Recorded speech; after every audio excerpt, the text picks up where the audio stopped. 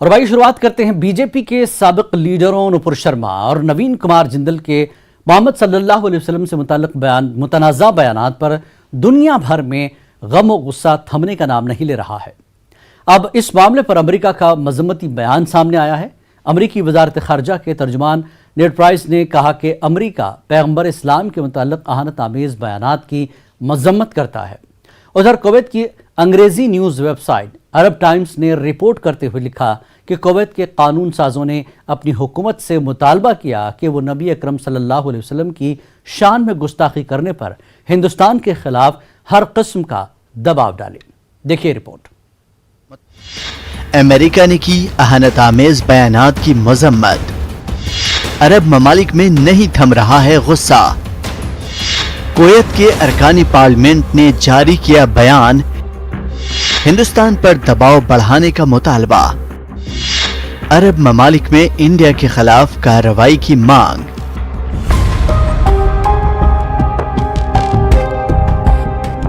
B J پی کے سابق لیڈروں نپور شرما اور نوین جندل کے محمد صلی اللہ علیہ وسلم سے متعلق متنازع بیانات پر دنیا بھر میں غصہ تھمنے کا نام نہیں لے رہا ہے۔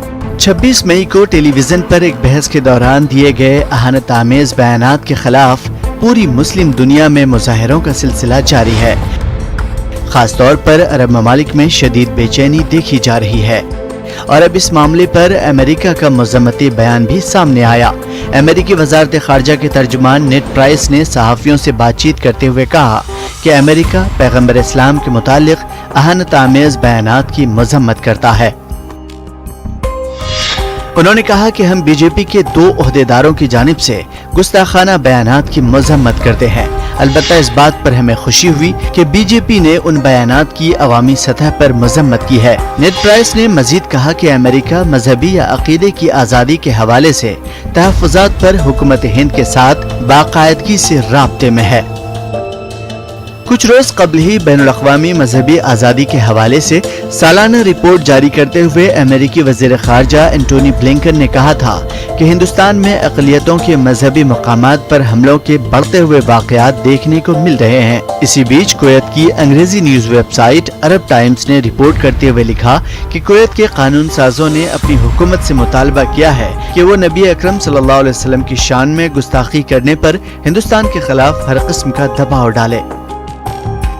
کویت کی 50 رکنی والی قومی اسمبلی میں سے 30 ارکان پارلیمنٹ نے ہندوستان کے خلاف کارروائی کے حوالے سے بیان جاری کیا ہے، جس میں انہوں نے ہندوستانی مسلمانوں کو اپنا بھائی قرار دیتے ہوئے پولیس کی کارروائی کو تنقید کا نشانہ بنایا ہے۔ عرب ٹائمز نے لکھا کہ ممبران پارلیمنٹ نے کویت اور دیگر اسلامی ممالک سے حکومت ہند پر سیاسی، سفارتی اور اقتصادی دباؤ ڈالنے کی اپیل کی ہے۔ کویت ٹائمز نے لکھا کہ سوشل میڈیا صارفین تمام عرب ممالک اور خاص کر خلیج ممالک سے ہندوتوا حامیوں کو واپس بھیجنے کا مطالبہ کر رہے ہیں۔ لوگوں کا مطالبہ ہے کہ توہین رسالت صلی اللہ علیہ وسلم اور مسلمانوں کے پرامن احتجاج کے بدلے میں خلیجی ممالک میں رہنے والے ہندوؤں کو ملک میں کام کرنے کی اجازت نہیں دی جائے گی۔ ان کا کہنا ہے کہ اسے پیغمبر اسلام کی توہین کے بدلے کے طور پر کیا جانا چاہیے۔ بیان میں ہندوستانی مسلمانوں اور ان کی املاک کے خلاف حکومت ہند کی کارروائی کی بھی مذمت کی گئی اور انہیں تحفظ فراہم کرنے کا مطالبہ کیا گیا۔ ان اہانت آمیز بیانات کے بعد نہ صرف ہندوستان بلکہ پاکستان اور عرب ملکوں نے بھی، جن کے نئی دہلی کے ساتھ قریبی دوستانہ تعلقات ہیں، سفارتی سطح پر احتجاج کیا گیا۔ دنیا کے مختلف ملکوں میں احتجاج کی وجہ سے ہونے والے نقصان پر قابو پانے کی کوشش میں بی جے پی نے ان 2 ترجمانوں میں سے ایک کو پارٹی سے برخاست جبکہ دوسرے کی رکنیت کو معطل کرتے ہوئے کہا تھا کہ پارٹی کسی بھی مذہبی شخصیت کی توہین سے قطعی لا تعلقی کا اظہار کرتی ہے۔ تاہم اس لا تعلقی کا اظہار اس وقت کیا گیا جب عرب ممالک نے کاروباری اعتبار سے ہندوستان کے ارد گرد دائرہ تنگ کر دیا۔ Bureau report, news 18 Urdu.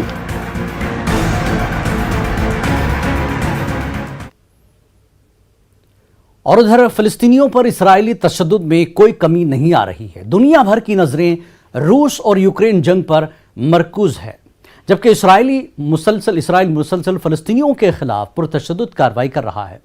تازہ معاملے میں مقبوضہ مغربی کنارے کے شہر جنین میں اسرائیلی فوج کی کارروائی میں 3 فلسطینی جاں بحق جبکہ 10 زخمی ہو گئے ہیں۔ متوفی فلسطینیوں کی شناخت 23 سالہ یوسف صلاح، 24 سالہ برا لہلو اور لیت ابو سروس کے نام سے ہوئی ہے۔ فلسطینی خبر رساں ادارے وفا کے حوالے سے بتایا گیا کہ تینوں فلسطینی گاڑی میں سوار ہو کر جا رہے تھے کہ اسرائیلی فوج کی 30 گاڑیوں نے ان کا محاصرہ کر لیا اور کار میں بیٹھے فلسطینیوں پر اندھا دھند فائرنگ کر دی۔ رپورٹ میں مزید کہا گیا کہ جس کے بعد علاقے میں شدید جھڑپیں ہوئیں اور اسرائیلی اہلکاروں کی فائرنگ سے 10 فلسطینی زخمی ہو گئے۔ مہلوک فلسطینیوں کے جنازے میں سینکڑوں افراد نے شرکت کی اور اسرائیلی آرمی نے ایک بیان میں کہا کہ اس کے اہلکار جنین میں 2 مقامات پر ہتھیاروں کی تلاش میں آپریشن کر رہے تھے۔ اسرائیلی فوج نے دعویٰ کیا کہ کار سے سپاہیوں پر فائر کیے گئے، جس پر انہوں نے فائرنگ کرنے والے افراد کو قتل کر دیا۔ انہیں جائے وقوع سے M16 رائفل سمیت دیگر ہتھیار بھی ملے۔ خیال ہے کہ اسرائیلی فوج نے مقبوضہ مغربی کنارے کے جنین کیمپ میں اپنی کارروائیاں تیز کی ہیں، جو فلسطینی مسلح جدوجہد کا گڑھ مانا جاتا ہے۔ ورلڈ ٹریڈ آرگنائزیشن نے صحت، اصلاحات اور غذائی تحفظ سے متعلق تجارتی معاہدوں کے ایک بے مثال پیکج پر اتفاق کیا ہے۔ ماہی گیر صحت، WTO اصلاحات کی مستقبل، ڈیجیٹل ٹیکنالوجی، خوراک اور ماحولیات پر رکن ممالک متفق ہوئے۔ خیال ہے کہ اہم مسائل پر ممالک کے درمیان اختلافات کے بعد ورلڈ ٹریڈ آرگنائزیشن نے مذاکرات کو مزید 2 دن تک بڑھا دیا تھا۔ WTO کے ڈائریکٹر جنرل نے کہا کہ معاہدوں کا جو پیکج منظور کیا گیا ہے، اس سے دنیا بھر کے لوگوں کی زندگیوں میں فرق آئے گا۔ انہوں نے کہا کہ نتائج ظاہر کرتے ہیں کہ WTO در حقیقت ہمارے وقت کے ہنگامی صورتحال کا جواب دینے کے قابل ہے۔ اس اجلاس میں برآمدات پر پابندیوں کو ختم کرنے پر بھی اتفاق کیا گیا، جس کا بوجھ اقوام متحدہ کے عالمی خوراک پروگرام پر پڑ رہا ہے، جو خوراک کی بڑھتی ہوئی قیمتوں اور یوکرین میں روس کی جنگ کے نتیجے میں گیہوں اور دیگر غذائی اشیاء کی ترسیل کے اثرات کو دور کرنے کی کوشش کر رہا ہے۔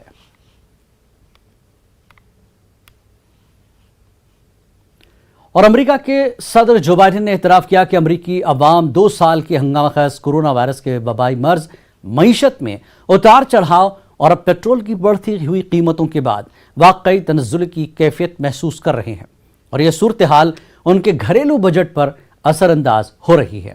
خبر رساں ادارے ایسوسیٹ پریس کو انٹرویو دیتے ہوئے صدر جو بائیڈن نے کہا کہ جہاں تک مجموعی طور پر امریکی ذہنیت کا تعلق ہے، لوگ واقعی مشکلات محسوس کر رہے ہیں۔ بائیڈن نے یہ انٹرویو امریکہ کے مرکزی بینک فیڈرل ریزرو کی جانب سے شرح سود کی اضافے کے اعلان کے 1 روز بعد دیا ہے۔ گزشتہ روز امریکہ کی مرکزی بینک نے مہنگائی پر قابو پانے کے لیے گزشتہ تقریباً 3 دہائیوں میں سب سے زیادہ شرح سود کے اضافے کا اعلان کیا تھا۔ تاہم مرکزی بینک کے اقدام کے بعد کساد بازاری کے خدشات بڑھنے کے بعد جمعرات کو امریکی اسٹاک مارکیٹ مندی کا شکار رہی۔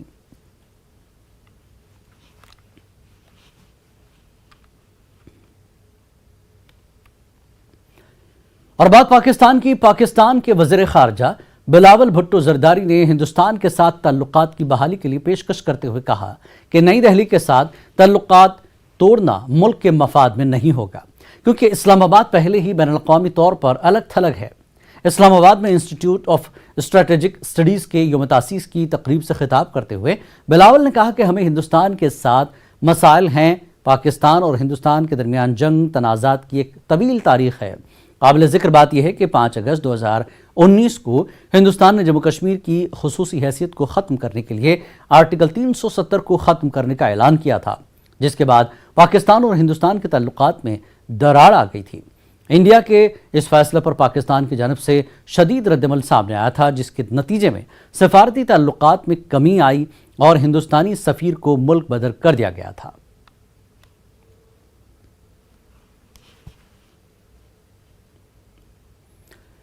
یورپی کمیشن نے سفارش کی ہے کہ یوکرین کو یورپی یونین کے امیدوار کا درجہ دیا جائے، جو جنگ زدہ ملک کی رکنیت کی جانب طویل راستے پر پہلا قدم ہے۔ یورپی یونین کی ایگزیکٹو ہاؤس کی جانب سے جمعے کو دی جانے والی سفارش پر اب 27 ممالک کے بلاک کے صدر برسلز میں اگلے ہفتے ہونے والی سمٹ کے دوران بحث کریں گے۔ الحاق کے مذاکرات شروع کرنے کے لیے تمام رکن ممالک کی متفقہ منظوری درکار ہوتی ہے۔ وہیں روس نے اس معاملے میں یورپی کمیشن پر جوڑ توڑ کا الزام لگایا ہے۔ دیکھیں report.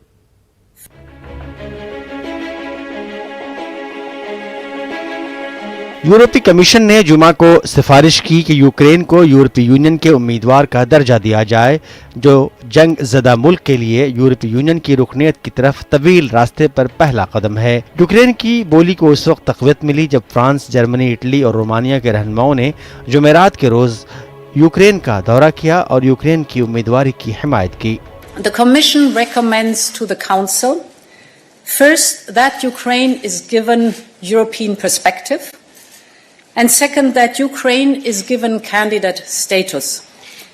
This is, of course, on the understanding that the country will carry out a number of further important reforms. And we all know that Ukrainians are ready to die for the European perspective. We want them to live with us the European dream. Turning to Moldova, our assessment goes broadly into the same direction as for Ukraine. We therefore also recommend that Council grants Moldova the European perspective and candidate status, on the understanding that the country will carry out a number of further important reforms. वाज़ेह है कि नए अराकीन को शामिल करने के लिए यूरोपीय union के तमाम मौजूदा रुकन ममालिक से मुत्तफ़िक़ा मंजूरी दरकार होती है। ताहम यूक्रेन के ताल्लुक़ से यूरोपीय कमीशन पर जानिबदारी का इल्ज़ाम आयद किया जा रहा है, क्योंकि कई ममालिक यूरोपीय यूनियन के रुकन बनने के इंतज़ार में हैं, मगर शराइत और मयार पूरा करने में नाकाम हैं। ताहम यूक्रेन के लिए यूरोपीय कमीशन का नरम रवैया कई सवाल खड़े करता है। याद रहे कि यूक्रेन पर रूसी हमले से पहले यूरोपीय कमीशन ने यूक्रेन को रुकनीत देने के लिए बदनवानी खत्म करने और माशी और सियासी इस्लाहात पर जोर दिया था, लेकिन इस वक्त यूक्रेन को जिस तरह से यूरोपीय यूनियन की रुकनीत देने की सिफारिश की जा रही है, कमीशन का ये फैसला उसकी साख को कमजोर करेगा। मिसाल के तौर पर तुर्की ने 1987 में रुकनीत के लिए दरख्वास्त दी थी, 1999 में उम्मीदवार का दर्जा हासिल किया और हकीकी दाखिले के लिए बातचीत शुरू करने के लिए 2005 तक इंतज़ार करना पड़ा। वहीं मगरबी बल्कान के 6 ममालिक यूरोपीय यूनियन की रुकनीत हासिल करने के लिए कई दहाइयों से मुंतज़िर हैं। ऐसे में यूक्रेन को रुकनीत देने की सिफारिश करना यूरोपीय कमीशन के तरीक़े इंतखाब पे सवाल उठाता है। इसलिए रूस ने यूरोपीय यूनियन पर यूक्रेन की रुकनीत के हवाले से जोड़ तोड़ का इल्ज़ाम लगाया है। Bureau report, news 18 Urdu. आलमी मंजर में एक बार फिर आपका इस्तकबाल है। मिस्र के दारुल हुकूमत काहिरा में जुमे को अलस सुबह एक इमारत गिरने से 6 अफराद हलाक हो गए। इमारत मुनहदम होने की वजह नहीं मालूम हो सकी है। राहत और बचाव का काम जारी है। मिस्र में इमारतों के गिरने के वाक़यात आम हैं, क्योंकि तामीरात में नाक़िस मटेरियल इस्तेमाल किया जाता है। मिस्र की हुकूमत ने दहाइयों की लापरवाही के बाद हालिया बरसों में गैर कानूनी इमारतों के खिलाफ क्रैकडाउन करने की कोशिश की है।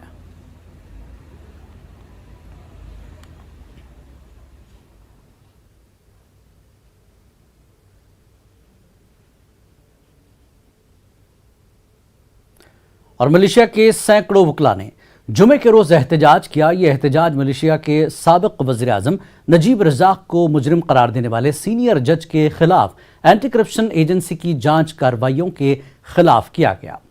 एहतजाजी वकला ने सीनियर जज के खिलाफ जांच की मजम्मत की और कहा कि यह अदलिया की आज़ादी के लिए खतरा है। मलेशिया के इंसदाद बदनवानी कमीशन ने अप्रैल में जज मोहम्मद नजलान मोहम्मद गजाली के खिलाफ तहक़ीक़ात का आगाज़ किया, क्योंकि उनके बैंक अकाउंट में 1 मिलियन से ज़्यादा गैर महसूब रकम पाई गई। वाज़ेह कि नजलान हाई कोर्ट के जज थे, जिन्होंने जुलाई 2020 में साबिक़ वज़ीर आज़म नजीब रज़ाक को बदनवानी के इल्ज़ाम में 12 साल कैद की सज़ा सुनाई थी। नजलान और अदलिया ने इल्ज़ामात को बेबुनियाद करार दिया है। उनका कहना है कि इल्ज़ामात का मकसद उनकी छवि को दागदार करना और अदलिया के निज़ाम में मुदाखलत करना है।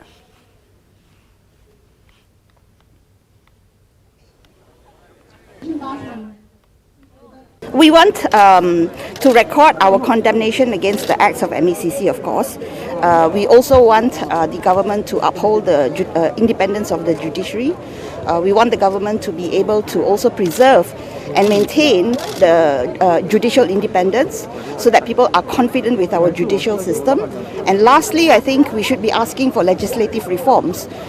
Reforms on how we can set parameters as to these kinds of allegations that's going to be made against sitting judges. I think we need to be clear. Modi सरकार की जानिब से फौज में भर्ती के लिए अग्निपथ स्कीम के खिलाफ मुल्क भर में शदीद एहतजाज का सिलसिला जारी है। कई रियासतों में नौजवान इसकी शदीद मुखालफत कर रहे हैं। कई शहरों में तशद्दुद और ट्रेनों बसों को आग लगाने के वाक़यात रूनुमा हुए हैं। पेश एक रिपोर्ट।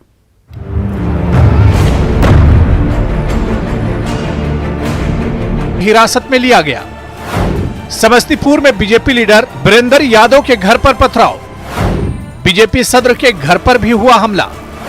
अलीगढ़ में बीजेपी लीडर की गाड़ी को आग लगा दी गई। बलिया में 100 शरपसंद गिरफ्तार।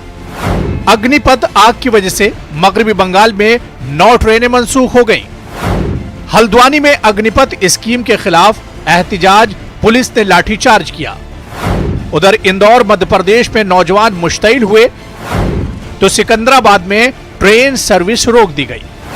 तेलंगाना में अग्निपथ में आग लगने से एक शख्स हलाक। तो दिल्ली में भी अग्निपथ स्कीम के खिलाफ तलबा ने एहतजाज किया। आर्मी चीफ मनोज पांडे का कहना है कि नौजवान अग्निपथ स्कीम की खुसूसियात को नहीं जानते, इसलिए मुश्तइल हो रहे हैं। हमारी यूनिट्स और फॉर्मेशंस इस परिवर्तन या अग्निपथ स्कीम को अपनाने के लिए पूरी तरह तैयार और उत्सुक है। हमारा ये भी प्रयास है कि जल्दी से जल्दी हमारे आखिरी जवान तक इस स्कीम के बारे में हम जानकारी उनको प्रदान करें। दूसरी बात, जहाँ तक युवाओं का सवाल है, मेरी यह राय है कि उनको ये स्कीम के बारे में पूरी तरह अभी तक जानकारी सही तरह से मिली नहीं है। एक बार ये समझ जाएंगे पूरे स्कीम के बारे में तो उन्हें विश्वास होगा कि यह स्कीम न सिर्फ युवाओं के लिए बल्कि राष्ट्र और भारतीय थल सेना तीनों के लिए फायदेमंद और जरूरी है। हिंदुस्तानी फजाइया के सरबराह air chief marshal VR. Chaudhary का कहना है कि भर्ती के अमल में इजाफा करके अब 23 साल उम्र कर दी गई है। इससे नौजवानों को फायदा पहुंचेगा। हिंदुस्तानी फजाइया में भर्ती का अमल 24 जून से शुरू हो जाएगा। भारत सरकार ने अग्निपथ योजना की घोषणा की है, जिसके द्वारा नौजवान आर्म फोर्सेस में भर्ती हो सकते हैं। इस योजना में भर्ती की आयु 17.5 से 21 साल रखी गई है। मुझे ये बताते हुए खुशी है कि पहली भर्ती के लिए उम्र की अपर एज लिमिट 23 साल कर दी गई है। इस चेंज से नौजवानों को फायदा होगा। मुझे भरोसा है कि युवा बड़ी संख्या में भर्ती के लिए अप्लाई करेंगे। वायुसेना की भर्ती प्रक्रिया 24 जून से आरंभ होगी। अग्निपथ पर हंगामा आराई के बहाने राहुल गांधी ने पीएम मोदी पर तनकीद करते हुए ट्वीट में लिखा, अग्निपथ नौजवानों ने नकारा, ज़राई कवानीन को किसानों ने नकारा, नोटबंदी को माहिरीन माशियात ने नकारा, जीएसटी ताजिरों ने नकार दी। एहतिजाज और मुजाहरों के दरमियान हिंदुस्तानी फजाइया में भर्ती का अमल 24 जून से शुरू होगा। मुल्क के मुख्तलिफ रियासतों से नौजवान अग्निपथ भर्ती के लिए अग्नि परीक्षा के लिए पहुंचेंगे और एहतिजाज करने वाले नौजवान मुजाहरा करते रह जाएंगे। Bureau report, news 18 Urdu. News 18 network ने बहरिया के सरबराह आर हरि कुमार के साथ मोदी हुकूमत की अहम अग्निपथ आर्मी भर्ती स्कीम के बारे में खुसूसी बातचीत की और अग्निपथ स्कीम के बारे में तमाम शुकूक व शुबहात को दूर करने के लिए बहुत से सवालात पूछे। जॉब सिक्योरिटी के हवाले से उन्होंने कहा कि फौज के जवानों से अलग अग्निवीरों के पास 4 साल बाद नौकरी छोड़ने का मौका होगा और उन 4 सालों में वो सभी से 100% बेहतर बन जाएंगे। बहरिया के सरबराह आर हरि कुमार से बातचीत की CNN न्यूज़ 18 की senior political editor Maria Shakeel ने। है जॉब सिक्योरिटी का कि अगर वो 4 साल अग्निवीर बनते हैं तो उसके आगे क्या?